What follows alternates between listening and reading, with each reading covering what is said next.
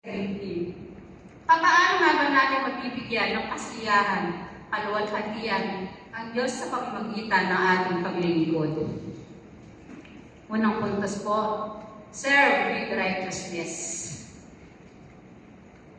Ang napakahalaga po ng makita ng Diyos sa atin habang tayo ay sumusunod, habang tayo po ay naglilingkod, we need to serve with righteousness.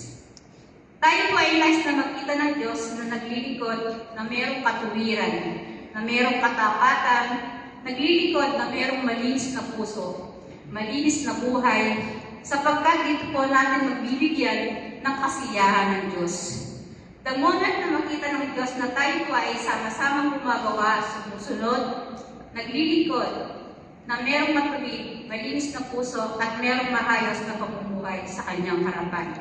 Sabi nga po sa Bible na sa Psalm 73 verse 1, Kay buti ng Diyos sa taong matuwid, sa lahat ng taong ang puso'y malinis.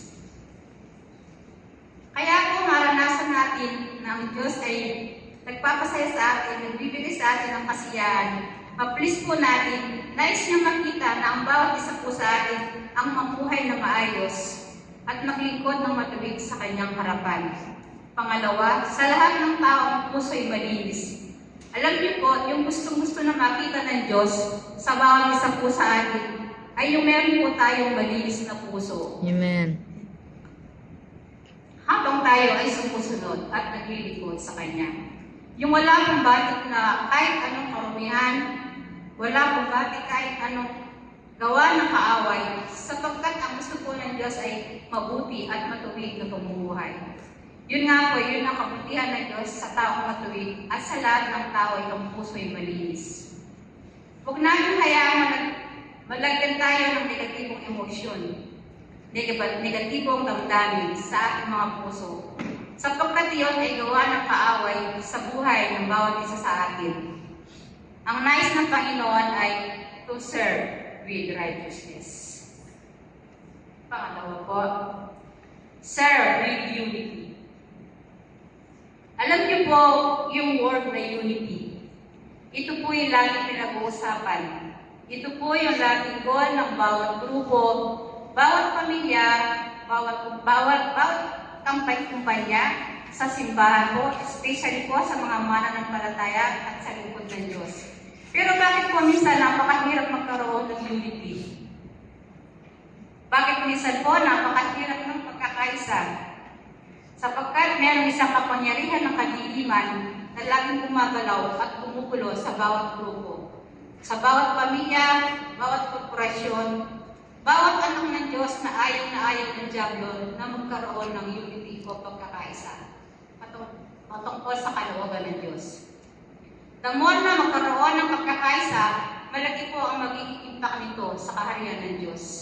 Sabi nga po sa Romans chapter 5 verse 5, ipagkaloob nawa ng Diyos na siya nagbibigay sa atin ng katatagan at lakas ng loob, na kayo'y mabuhay ng pagkakaisa ayon kay Kristo Jesus. Ano po ang gusto ng Panginoon sa atin? Mamuhay tayo ng mayroong pagkakaisa ayon sa ating Panginoong Jesucristo. Pero ayon po sa unang word, pansinin po natin, ipagkaloob po nawa ng Diyos na siya nagbibigay sa atin ng katatagan at lakas ng loob. Minsan po, ito po yung winawasak ng kaaway sa bawat isang anak ng Diyos. Kapag kasi po tayo ay nawalan ng lakas ng loob at pinanghinanaan tayo ng loob, lahat po ng ating gawin ay hindi mapapangiti ang Diyos. Hindi ito, mas marami ang magagawa, mas matindi ang bunga nito patungkol sa tagumpay sa gawain ng Panginoon. Sabi nga po sa Bible, sa Colossians verse 3 at chapter 3 verse 14, at higit sa lahat, mag-ibigan kayo, pagkat ito ay bumulong na ganap ng pagkakaisa. Mga kapatid, para kung mabigyan natin ang kasiyahan ng Diyos, sama-sama po tayong maglingkod ng may kagalakan. Sama-sama po tayong maglingkod na dumagaloy sa atin ang bunga ng Espiritu Santo. Meron po tayong tinatawag na yung 9 fruits of the Holy Spirit. Ito po yung nagmamanifest sa mga anak ng Diyos. Ito po yung laging tinuturo ng ating pastora. Natatandaan niyo po ba ito? Yung nine fruits of the Holy Spirit. Galatians Nasa Bible po sa Galatians chapter 5, 5:22 to 23. Subalit ang bunga ng Espiritu ay pag-ibig, kagalakan, kapayapaan, katsagaan, kabaitan, kabutihan, katapatan, kahinaunan, at pagpipigil sa sarili. Walang utos laban sa ganitong mga bagay. At pinatay na nakipag-isa kay Kristo Jesus.